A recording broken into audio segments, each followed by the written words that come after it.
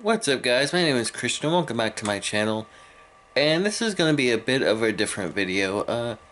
God had really put something on my heart today, and I just wanted to share it with you guys in the hopes that you would hopefully glean some kind of lesson out of it, or relate to it, or just get anything at all out of it, because it's something that I've been struggling with for a long time, and it's a huge revelation for me.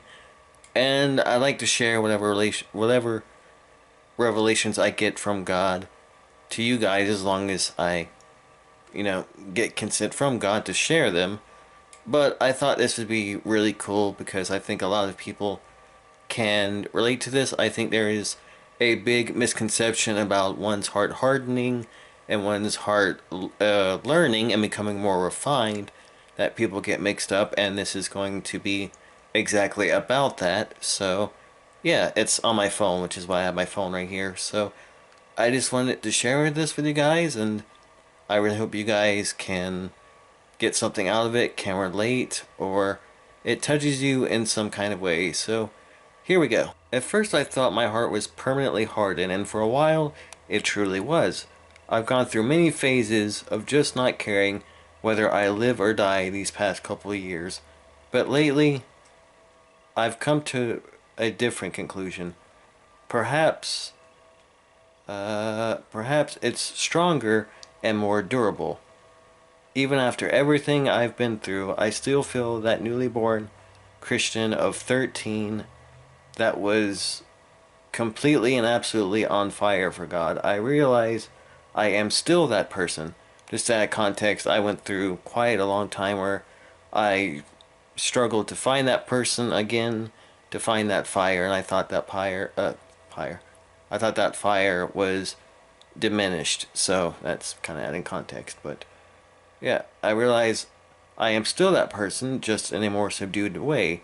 My way, the way God intended me to be unique and intended me to be. That was, again, just adding. My eyes have been opened in ways I didn't think they could be opened. When I first came to faith, I thought I had already been through every kind of pain possible, but recent times have taught me otherwise. The fire has become a blaze, but at the same time, a more controlled blaze that a more controlled blaze that knows how to burn more wisely. My knowledge is much more refined on an intelligence level instead on a just emotional level, like it was when I was 13 when I first came to faith. I didn't have that much of a knowledge of many things as far as concerning faith, as far as book smarts go. So adding context to that. My knowledge is much more refined on it, and like it was in the old days is how I put it. My heart is quiet, controlled, and refined, but not hardened. And I hope this choppy message really touched you guys. Thanks about my phone.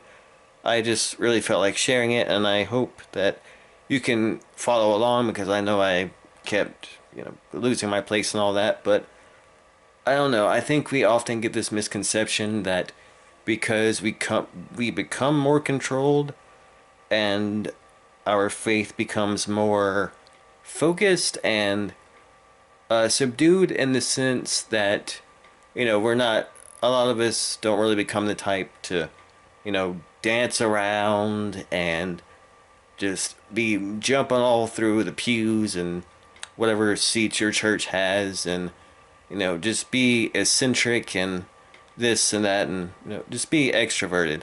Which, don't get me wrong, that is a beautiful display of faith, and there is nothing against that, but there's also nothing against being subdued, being controlled, and sharing and showing your faith through other means that are not necessarily all that, um, what was the word I was thinking of?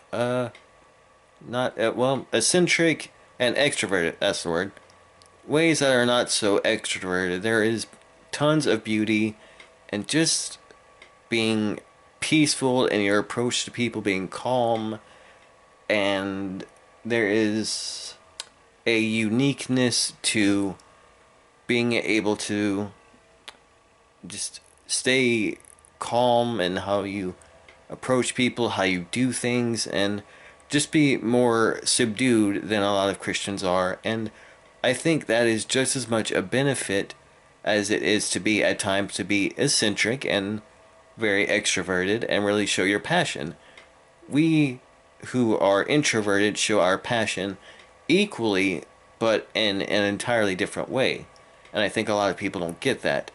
Our passion is just as there and refined and on fire as the extroverted person's, but it's just not as flashy. And I hate using that word because I'm sure extroverted people don't try to be, well, most of them. I'm sure most extroverted people don't try to be flashy necessarily.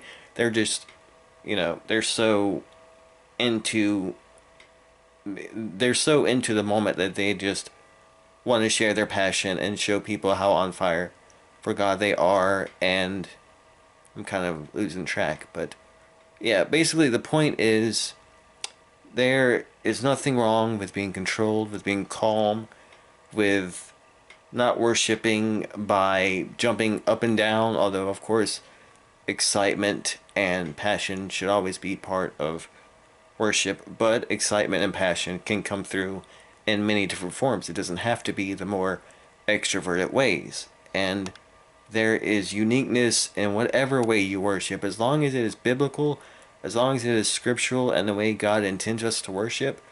You can worship however He intends you to worship. In fact, it's probably pretty disrespectful to God to not do things in the way He created you to do them. He created me to be very introverted and to be more calm and methodical and just more collected. And to go against that when it doesn't feel right to do so would be very disrespectful to God and very disrespectful to the way He created me. So I just wanted to share that because it's a very personal part of me, and yeah, I love being transparent with you guys, and I just want you guys to know that whatever way you worship, however you worship, don't let anyone put you down for that, and if they do,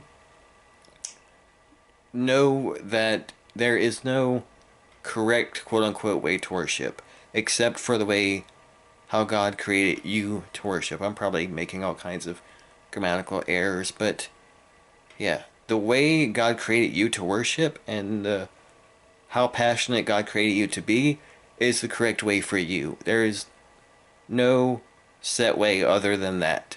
Just because someone is being very extroverted, which is probably the correct way for them, does not mean that it is incorrect for you to be more calm and subdued in your approach to worship, to approaching people, to preaching, to whatever. There is beauty in both sides, and I think that this is highly overshadowed. So I felt led to share this with you guys. I'm sure the camera angle is probably pretty off because this was very unplanned. It was literally, this just got put on my heart just minutes ago, and I just had to share it. So this video might be a little less refined than my other videos, even though I still got a lot of work to do in my other videos, but that's not the point. So I hope you guys enjoyed this video. I hope you guys get something out of it. And tell me your different styles of worship and just approaching people and your ways of interacting with the world and with God. Tell me your different methods, your different approaches, and how God invented or how God created you to be in regards to, taking all of that. So, yeah, let's get a conversation going in the comments, and my arm's getting really tired and shaky, so if you see the camera shaking, that's why. Hope you guys enjoyed this video as always. Be sure to like, comment, and subscribe. This channel is growing in ways that I never thought it would in a considerably short amount of time. So thank you guys so much for the support and the support of growing in the kingdom, because more importantly than supporting me, you guys are supporting the growth of God's kingdom, and I want you to know that every ounce of support you lend will be put back into growing the kingdom. So I just want you guys to know that. I hope you guys enjoyed this video, and I'll see you on see you all in the next one. Be sure to give me video ideas and so on and so forth, and God bless, guys.